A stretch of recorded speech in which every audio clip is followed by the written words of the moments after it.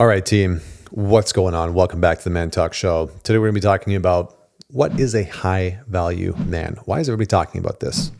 I see a lot of channels within the quote unquote manosphere, within the sort of like men's personal development space, talking about what it means to be a high value man. And for me, it boils down to one very simple thing, which is, do you have a solid sense, a solid structure internally of self-leadership and authority?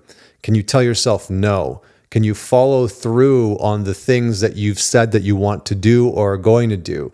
Do you have good values and a deep sense of integrity that you live on a daily basis and that you aren't willing to compromise on? Those are all incredibly high value things. And the reason for that is very simple. It's because doing that is really fucking hard. There is an inherent value in you taking and shouldering the responsibility of living with integrity, of you not being just an impulse monster like most of us are, right? I think this is one of the big challenges. Personally, I think that this is the big challenge that every man is going to face. Every man at some point in his life is going to have to decide whether or not he is going to be an actual slave to his impulses or whether he will begin to master them, whether he will begin to develop systems and structures and choices and behaviors and rituals and routines in his life that are going to allow him to tell his impulses to fuck off, to basically say, no, I'm not going to do that. I'm not going to call that girl. I'm not going to text her. I'm not going to shove that cheeseburger in my face at 10:30 at night, right? I'm not going to watch that porn at 1 o'clock in the morning when I should go to bed. I'm, not going to hit snooze for the 10th time in the morning. I'm going to get up and put my shorts on and I'm going to go meditate and I'm going to go to the gym. Because we as men, the masculine core within us craves freedom.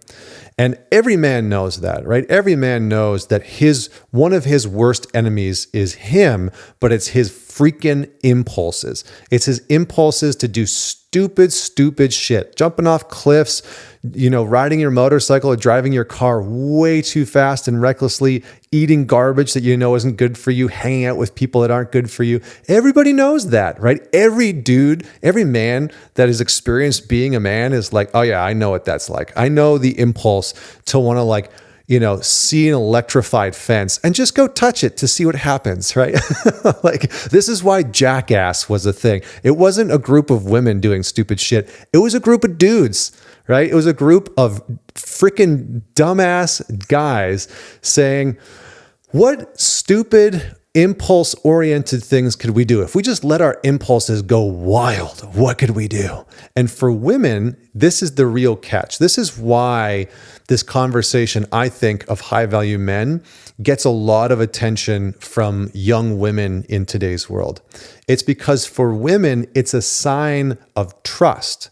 It is easier to trust a man who has developed this type of self-leadership and inner authority. It is easier to trust a man who has reined in his impulses, who has sort of like locked horns with the bull or the dragon of his impulses and said, okay, I've tamed you. I understand you. I know how you work. I know where you show up. I know where you like to play. I know where you like to try and engage me. And so for women, it is much more safe. It's much easier to trust. It's much more attractive. For women, they're attracted to this type of man. That's what high value really means to women. Is it's not just about how much money you have in your bank account or your social status or your social circle.